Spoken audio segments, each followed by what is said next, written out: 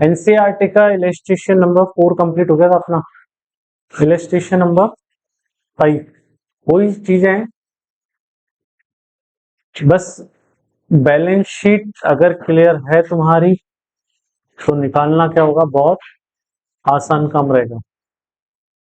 Illustration 5 में पूछा है calculate the current ratio from the following information, जिसमें पहला दिया हुआ है total assets is equals to 3 lakh rupees, non current liabilities है 80,000 की, शेयर होल्डर्स फंड है 2 lakh rupees, non current assets अपने को दिया कितना है 160, और नॉन करंट एसेट्स में दो चीजें दे रखी है, फिक्स एसेट्स है 1,60,000 की और नॉन करंट इन्वेस्टमेंट है 1 लाख रुपीज के।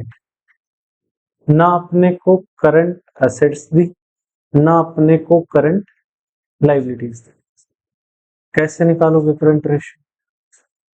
अपन ने जो बैलेंस शीट पढ़ी है उसको एक बार अपन ना इस फॉर्म में लिखते हैं, टी फॉर्म में, लाइबिलिटीज साइड और असेट साइड, इनके पार्ट्स हमारे पास कितने कितने थे। पहला यहाँ था क्या, शेयर होल्डर फंड, याद होगा ना। दूसरा share application money pending allotment, तीसरा नॉन करंट लाइबिलिटीज, और चौथा पार्ट क्या है, करंट लाइबिलिटीज। और असेट की बात करें तो यहाँ पे दो चीजें, पहला है नॉन करंट असेट्स और दूसरा यहाँ पे क्या रहता है, करंट असेट, दो ही चीजें ना यहाँ पे।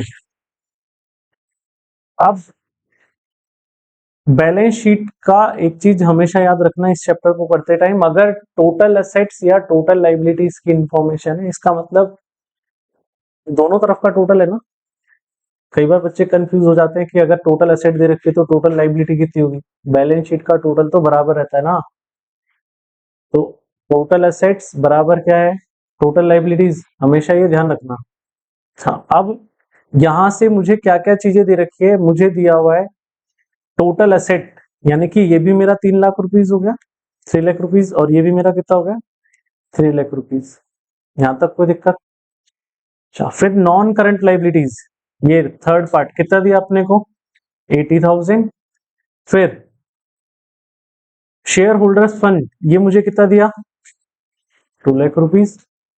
ये सेकंड पॉइंट मेरे कभी काम आएगा नहीं, तो जो बचेगा यहाँ पे वो क्या बच जाएगा, करंट लाइबिलिटीज, यानी कि इस टोटल में से मैं ये दो चीजें लेस कर देता हूं तो क्या निकल जाएगा, करंट लाइबिलिटीज। क्या, तो इसका मतलब current liabilities is equals to हो जाएगा टोटल असेट्स, टोटल असेट्स या टोटल लाइबिलिटीज, एक ही बात है ना दोनों का मतलब। इसमें से दो चीजें घटा दो, एक तो शेयर होल्डर फंड और एक क्या घटा दो, नॉन करंट लाइबिलिटीज। तो टोटल असेट्स कितनी दी अपने को 3 lakh, minus share holder fund 2 lakh, minus non current liabilities, less करोगे वैल्यू कितनी बचेगी 20,000। सेम चीज किसके लिए करनी है, असेट्स के लिए। तो current assets is equals to क्या आ जाएगी, total assets minus non current assets. Total assets कितनी अपनी 3 लाख, इसमें से माइनस करो नॉन करंट असेट्स, इसमें दो चीजें दी हुई है, एक तो फिक्स असेट्स दी हुई है 160 की और ये दिया हुआ है 1 लाख का, कितना हो गया टोटल 160 प्लस 1 लाख, ये दोनों अमाउंट लेस करोगे तो वैल्यू क्या बचेगी 40,000। Current ratio is equals to current assets upon current, current assets की वैल्यू कितनी है 40,000 और करंट लाइबिलिटीज की 20,000, जीरो से जीरो गए, इसको कट करोगे 2/1, तो रेशियो क्या आ जाएगा 2:1। क्लियर, क्या करो कंप्लीट इसको। अभी फर्स्ट टाइप के रेशियो लिक्विडिटी रेशियो कंप्लीट कर ली, सेकंड जो इसमें आ रहा है वो कौन सा है, कैपिटल स्ट्रक्चर या फिर सॉल्वेंसी रेशियोज या फिर डेट मैनेजमेंट रेशियो। सब देखो नेम याद रखना, कौन से रेशियोज है, कैपिटल स्ट्रक्चर या फिर सॉल्वेंसी या फिर डेट मैनेजमेंट रेशियोज। अब इसमें पहले तीन याद रखो, सबसे पहला आ जाएगा डेट इक्विटी रेशियो, कौन सा आएगा डेट इक्विटी रेशियो, सेकंड आएगा सॉल्वेंसी रेशियो और थर्ड आएगा प्रोप्राइटरी रेशियो, डी से डेट इक्विटी, एस से सॉल्वेंसी और बी से याद रहेगा डीएसपी साहब। अब देखो पहला रेशियो याद करो, डेट इक्विटी रेशियो, पहले क्या आ रहा है डेट, तो क्या आ जाएगा लॉन्ग टर्म डेट, क्या आ जाएगा लॉन्ग टर्म डेट, डिवाइड कर दो इक्विटी है ना total equity, date equity ratio क्या हुआ long term date upon total equity. Second solvency ratio है ना, ऊपर से फर्स्ट को उठाओ लॉन्ग टर्म डेट डिवाइड कर दो किससे टोटल एसेट से। सॉल्वेंसी रेशियो सेकंड के लिए क्या करोगे, ऊपर वाली वैल्यू को लिया डिवाइड किया किससे टोटल एसेट। थर्ड वाले के लिए प्रोप्राइटरी रेशियो, नीचे वाला उठाओ रखो डिवाइड किससे देना, याद होगा ये तीनों, कोई दिक्कत क्लियर है ना। इसके बाद नेक्स्ट है फिक्स्ड एसेट रेशियो, ये थोड़ा सा याद करना पड़ेगा, ये याद रखने वाली चीज है, fix assets upon capital employed, और क्या मीनिंग होता है वो अभी बाद में पर, ये याद रखना पड़ेगा, इसके लिए कोई ट्रिक अभी नहीं। इसके बाद देखो total debt to equity ratio, कौन सा है total debt to equity ratio, बीच में क्या आ रहा है 2 दिख रहा है ना, कुछ भी नहीं करना, इस टाइप के जितने रेशियोज आएंगे उसमें पहले वाली वैल्यू ऊपर रखनी है, दूसरे वाली वैल्यू नीचे रखनी। हो गया क्या, total debt to equity ratio क्या होगा डेट अपॉन इक्विटी। अच्छा इसी तरीके से मान लो मैं कुछ रेशियोज अगर बनाना चाहूं कि capital employed to fix assets ratio, वो फॉर्मूला क्या हो जाएगा, तो 2 से पहले जो है वो ऊपर आ जाएगा, 2 के बाद जो है वो किसमें आ जाएगा डिनोमिनेटर। क्लियर क्या, अभी क्या है जो अपन ने कैपिटल एम्प्लॉयड पढ़ा ना, तो एक कहां पढ़ा था कैपिटल एम्प्लॉयड पार्टनरशिप में ना, गुडविल कैलकुलेशन में, वो कैपिटल एम्प्लॉयड अलग है, यहाँ जो अपन कैपिटल एम्प्लॉयड पढ़ेंगे ये अलग है। अब वहां के कैपिटल एम्प्लॉयड की बात करूंगा तो यहाँ की इक्विटी बन जाती है, और यहाँ के कैपिटल एम्प्लॉयड में लोन्स भी होते हैं। अब कौन सी चीज क्या होती है, सबसे पहले बात करें लॉन्ग टर्म डेट की, लॉन्ग टर्म डेट में क्या जाएगा long term loans and advances, non current liabilities बोली आ जाएगी एक तरीके से, नॉन करंट लाइबिलिटीज जो है ना अपनी वो पूरी इसी में आने वाली है। अब उसमें अपन ने दो या 3 ही चीज लिखी थी, वो क्या क्या था long term loans and advances, mortgage loan, debentures और कोई सिक्योर्ड लोन, और इसके बाद इसमें प्रोविजंस को एक्सक्लूड करके चलना है, ये ध्यान रखना। अपन ने पॉइंट नंबर 3 लेना है लेकिन उसमें से प्रोविजन नहीं लेने, ठीक है। इसके बाद आ जाओ इक्विटी, इक्विटी का मतलब यहां पे है शेयर होल्डर फंड से, किससे है शेयर होल्डर फंड। इक्विटी में क्या आ जाएगा equity capital plus preference capital plus reserve and surplus, तीनों चीज पड़ी ना अपन ने शेयर होल्डर फंड में। इक्विटीज एंड लायबिलिटीज का पॉइंट नंबर 1 वो अपना क्या रहने वाला है इक्विटी, क्लियर क्या। और इसमें से एक चीज लेस कर देनी है, वो क्या रहेगी फिक्टिशियस असेट्स, तो जो बचेगा वो क्या जाएगी अपनी इक्विटी, क्लियर क्या। इक्विटी को यहाँ पे बाद में ऑनर्स फंड के नाम से भी जाना जाएगा, ध्यान रखना, क्लियर।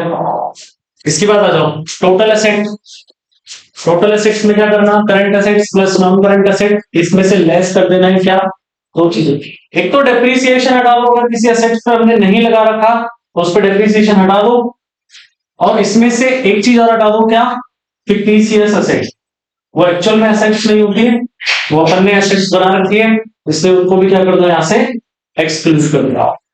इसके बाद आ जाओ नीचे 3 का काम खत्म हुआ, वही तरह फिक्टिशियस एसेट्स, वो यहाँ पे प्रीलिमिनरी एक्सपेंस आ गया, उसकी जगह क्या है यहाँ पे fictitious assets.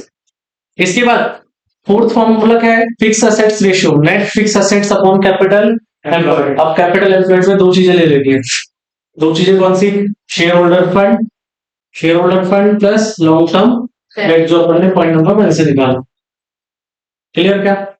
Share holder fund में क्या क्या चीजें आएंगी, ये नीचे दिया हुआ है equity capital plus preference plus reserve and surplus minus क्या करके चलना है हमेशा फिक्टिशियस एसेट्स, क्लियर है ना भाई। जहां जहां शेयर होल्डर फंड की बात होगी या टोटल एसेट्स की बात होगी, फिक्टिशियस एसेट्स को हमको क्या करके चलना है हटा के चल। इसके बाद नेट फिक्स असेट्स का मतलब क्या है? टोटल फिक्स असेट्स माइनस क्या करना हमेशा? डेप्रिसिएशन। जहां जहां फिक्स असेट्स आएंगी वहां वहां उसका मतलब क्या है? डेप्रिसिएशन लेस करके काम करना है। क्लियर? इसके बाद टोटल डेट या फिर external liabilities, total debt to equity ratio. तो टोटल डेट में हमारे सारे डेट्स आ जाएंगे। सारे डेट्स मतलब क्या करो? शेयर होल्डर फंड को छोड़ दो, बाकी सब उठा लो। ऑनर्स को छोड़ दो, बाकी सब उठा लो। तो वो सारी लाइबिलिटीज ही है ना, और सारी लाइबिलिटी का मतलब टोटल डेट। देख लो वो चीज, total debt is equals to long term loan plus debentures plus current liability. Clear? क्या लॉन्ग टर्म डेट लेने हैं, डिबेंचर्स है वो ले लेने हैं। क्लियर? देखिएगा इलस्ट्रेशन नंबर 26 जिसमें इंफॉर्मेशन है calculate date equity ratio from the following particulars, जिसमें दिया हुआ है सबसे पहले शेयर कैपिटल है, कितनी दी हुई है? 2,50,000। इसके बाद reserve and surplus, reserve and surplus 1,10,000। इसके बाद दिया हुआ है long term borrowings, long term borrowings 1,20,000। इसके बाद दिया हुआ है अपने को long term provision, long term provisions 50,000। फिर क्या दिया हुआ है? Current liabilities 70, non current assets, non current assets 3,80,000 और करंट असेट्स अपने को गिवन है कितनी? 2,20,000। और फाइंड क्या करके देना है अपने को? Debt equity ratio. तो debt equity ratio, debt equity ratio का फॉर्मूला क्या है? Long term debt divided by equity.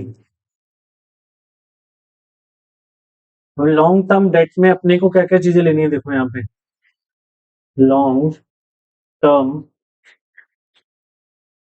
Date, long term debt में देखो क्या दिख रहा है? शेयर कैपिटल आएगा क्या? नहीं। रिजर्व एंड सरप्लस नहीं, ये शेयर होल्डर फंड का पार्ट है। फिर लॉन्ग टर्म बोरोइंग, ये आएगा क्या? हाँ ये आएगा long term borrowings plus long term provision, ये आएगा क्या? Long term provisions. चलो दो ही चीजें, इसके अलावा कुछ है क्या? Non current assets, current liabilities और करंट असेट्स तीनों नहीं आएंगी, तो दो चीज आएंगी। एक तो आ जाएगा 1,20,000 और एक आ जाएगा कितना? 50,000। कितना हो गया ये? 1,70,000। इसके बाद क्या निकालना है? इक्विटी। इक्विटी में क्या क्या चीजें हैं? Equity capital plus preference capital plus reserve and surplus minus fictitious assets.